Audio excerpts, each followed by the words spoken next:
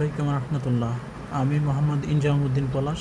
আজকে আপনাদের সাথে আলোচনা করব হচ্ছে যারা ভিয়েতনাম ভিসা অ্যাপ্রুভাল নিয়ে যান, তো তারা এয়ারপোর্টে গিয়ে সমস্যার সম্মুখীন হন। তারা হচ্ছে ওখানে ভিসা অন অ্যারাইভাল যে ফর্ম, ওই ফর্মটা ফিল আপ করা লাগে। তো অনেকেই কীভাবে ফর্মটা ফিল আপ করতে হয় জানেন না, আবার অনেকের অনেক সময় নষ্ট হয় আর কি। তো ফর্মটা কিভাবে ফিল আপ করতে হয় আজকে আমি আপনাদেরকে ওটাই দেখাবো। আর হচ্ছে প্রয়োজনে হচ্ছে আপনারা ফর্মটা দেশ থেকে ফিল আপ করে নিয়ে যেতে পারেন। ঠান্ডা মাথায় বসে দেশ থেকে ফিল আপ করে নিয়ে যাবেন, ওখানে কোনো হ্যাসেল হবে না। জাস্ট হচ্ছে আপনি ফর্মটা জমা দিবেন আর হচ্ছে $25 সাথে দিবেন। আপনাকে কিছুক্ষণের মধ্যে হচ্ছে আপনার পাসপোর্টে ভিসাটা স্টাম্পিং করে দিয়ে দিবে আর কি ওরা। তো চলুন কথা না বাড়িয়ে হচ্ছে প্রসেসটা আপনাদেরকে দেখিয়ে দিই কীভাবে হচ্ছে আপনারা ফর্মটা ফিল আপ করবেন। তো সবার কাছে অনুরোধ থাকবে আমার চ্যানেলটা সাবস্ক্রাইব করার জন্য। আমি অবশ্যই কিছু আনকমন তথ্য আপনাদের জন্য দিব ট্রাভেল রিলেটেড। তো চলুন শুরু করা যাক।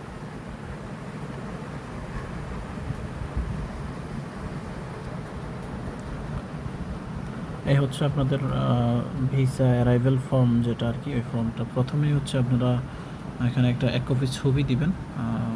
1 কপি ছবি দেওয়ার পরে 1 নম্বরে হচ্ছে আপনার নাম, পাসপোর্ট অনুযায়ী নাম্বার 1 আপনার নাম। তারপরে হচ্ছে নাম্বার 2 আপনি মেল নাকি ফিমেল। মেল হলে মেইলে টিক চিহ্ন দিবেন, ফিমেল হলে ফিমেইলে। এরপরে হচ্ছে প্লেস অফ বার্থ। এটা হচ্ছে আপনার বাংলাদেশ। আর এরপরে হচ্ছে ডিআইপি ঢাকা, যে লেখাটা, এটা হচ্ছে আপনার পাসপোর্টের তথ্য দেখিয়ে দেবেন আর কি। আমার এখানে ডিআইপি ঢাকা, আমি এখানে ডিআইপি ঢাকা দিয়েছি। আপনার এটা হচ্ছে ইস্যুইং অথরিটি নেম আর কি। হ্যাঁ, তো পাসপোর্ট আমার ইস্যুইং অথরিটি হচ্ছে ডিআইপি ঢাকা, তো আমি এটা এখানে দিয়েছি। আপনারটা যেটা আপনি ওটা দিয়ে দিবেন। এরপরে হচ্ছে ন্যাশনালিটি অ্যাট বার্থ, এটা হচ্ছে আপনার বাংলাদেশ থাকবে এখানে 5 নম্বরটা। আর 6 নম্বরে আসি, আবার হচ্ছে আপনার কারেন্ট ন্যাশনালিটি, এটাও হচ্ছে আপনার বাংলাদেশ। যেহেতু আমি বাংলাদেশি, তাহলে আমাদের হচ্ছে বাংলাদেশ। এরপরে হচ্ছে 7 নাম্বার 7 হচ্ছে রিলিজিয়ন অর্থ মানে হচ্ছে ধর্ম আর কি, যে ধর্ম আর কি। তো এটা আপনি দিতেও পারেন, নাও দিতে পারেন, কোনো সমস্যা নেই। তারপরে 8 নম্বরে হচ্ছে আপনি কি করেন। হ্যাঁ, আপনি কী করেন, আপনার যদি ব্যবসা হয় তাহলে হচ্ছে বিজনেস দিবেন, আর যদি জব হয় তাহলে জব দিবেন এখানে। তারপরে হচ্ছে 9 নম্বরে হচ্ছে আপনার ব্যবসা প্রতিষ্ঠানের নাম আর ব্যবসা প্রতিষ্ঠানের ঠিকানা, এই দুইটা এখানে লিখবেন। আর যদি জব করেন তাহলে জব প্রতিষ্ঠানের নাম এবং জব প্রতিষ্ঠানের ঠিকানা। 10 নম্বরে হচ্ছে আপনার স্থায়ী ঠিকানা, আপনি বাংলাদেশে স্থায়ী কোথায় থাকেন ওই ঠিকানাটা দিবেন। প্রয়োজনে পাসপোর্ট থেকে দেখিয়ে দিতে পারেন আর কি, ওখানে ঠিকানা যেটা দেওয়া আছে ওটা। তারপরে 11 নম্বরে হচ্ছে আপনার 10 নম্বরে হচ্ছে আপনার ওখানে একটা ফোন নাম্বার দিবেন। ওখানকার ফোন নাম্বার থাকলে ওটা দিবেন, না হলে দেশের যেই নাম্বারে আপনার হোয়াটসঅ্যাপ আছে ওই নাম্বারটা দিয়ে দিবেন আর কি।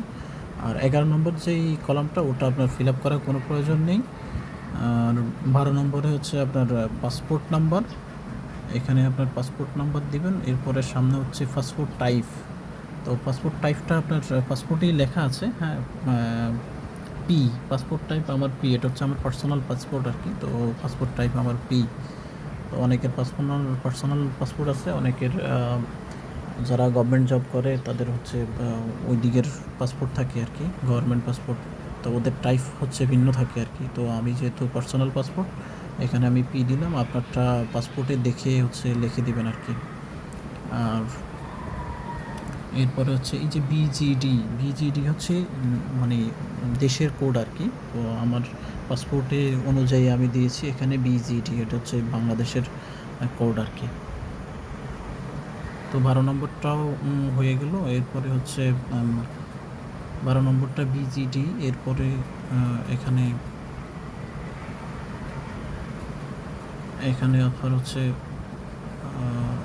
এই যে দেখতে পাচ্ছেন এখানে হচ্ছে পাসপোর্ট এক্সপায়ারি ডেট, আপনার পাসপোর্টের এক্সপায়ার ডেট যেটাকে বলে আর কি। তো এটা আমাদের পাসপোর্টে লেখা থাকে, হ্যাঁ, তো প্রদানের তারিখ আর হচ্ছে মেয়াদ উত্তীর্ণের তারিখ যেটা আর কি। তো আমরা এখানে মেয়াদ উত্তীর্ণের যে তারিখটা ওটা দিয়ে দিব এখানে।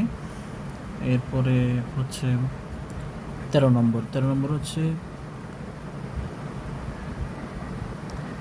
13 নম্বরের যেই অপশানটা আর কি, এটা আসলে প্রয়োজন নেই, ওটা আপনারও দেওয়ার দরকার নেই, আমিও দিই নাই আর কি।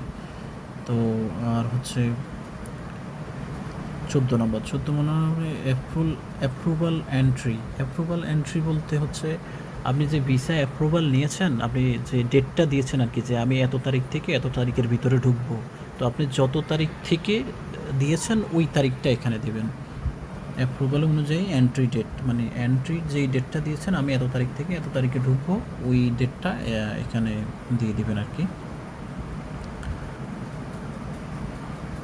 তারপরে হচ্ছে আপনার ওখানে কেন গিয়েছেন আর কি, 15 নম্বরে হচ্ছে আপনি ওকে কেন গিয়েছেন, আপনার পারপাস কী। তো আমার পারপাস ছিল ট্যুরিস্ট, তো আমি ট্যুরিজম দিয়েছি। আপনার যদি ট্যুরিস্ট হন ট্যুরিস্ট দিবেন, বিজনেস হলে বিজনেস দিবেন, যেই পারপাস আপনি ওটাই দিবেন আর কি।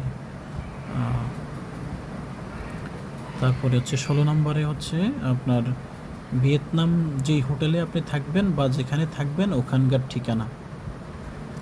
ঠিকানাটা এখানে লিখে দিবেন। আপনার যদি হোটেল বুকিং দেন, হোটেল বুকিংয়ের মধ্যে লেখা থাকবে ঠিকানাটা, আপনি ওটা দেখে দিয়ে দিতে পারেন এখানে। তারপরে 17 নম্বরটা প্রয়োজন নেই, আমি ফিল আপ করিনি, আপনারও প্রয়োজন নেই। তারপরে হচ্ছে 18 নম্বরটাও প্রয়োজন নেই। 19 নম্বরে এসে এখানে হচ্ছে আপনার ভিসা সিঙ্গেল এন্ট্রি না ডাবল এন্ট্রি। তো আমার সিঙ্গেল এন্ট্রি, আমি সিঙ্গেল এন্ট্রিতে টিক দিয়েছি। আপনার যদি সিঙ্গেল এন্ট্রি হয় সিঙ্গেল এন্ট্রিতে দিবেন, আর ডাবল এন্ট্রি হলে ডাবল এন্ট্রিতে টিক দিবেন। আর এখানে আরেকটা হচ্ছে ডেট, আপনি যেই তারিখ থেকে আপনি ওখানে যাওয়ার আগে যে অ্যাপ্রুভালের যেই তারিখ ছিল আর কি, আপনি যে এত তারিখ থেকে এত তারিখের মধ্যে আমি ঢুকবো, তো আপনি যত তারিখ থেকে দিয়েছেন, আমি 29 তারিখ থেকে দিয়েছি, 29/8/2024 থেকে 18/9/2024 ভিতরে আমি হচ্ছে ভিয়েতনাম ঢুকবো। তো এটা হচ্ছে ওই তারিখটা, আর এটা হচ্ছে আপনার যে অ্যাপ্রুভাল লেটারে দেওয়া আছে। আপনি অ্যাপ্রুভাল লেটার দেখে এখানকার তারিখটা, এই তারিখটা আর হচ্ছে এই তারিখটা, দুইটা তারিখে দিয়ে দিবেন আর কি এটা। আর 20 নম্বরে হচ্ছে এটা প্রয়োজন নেই। তারপরে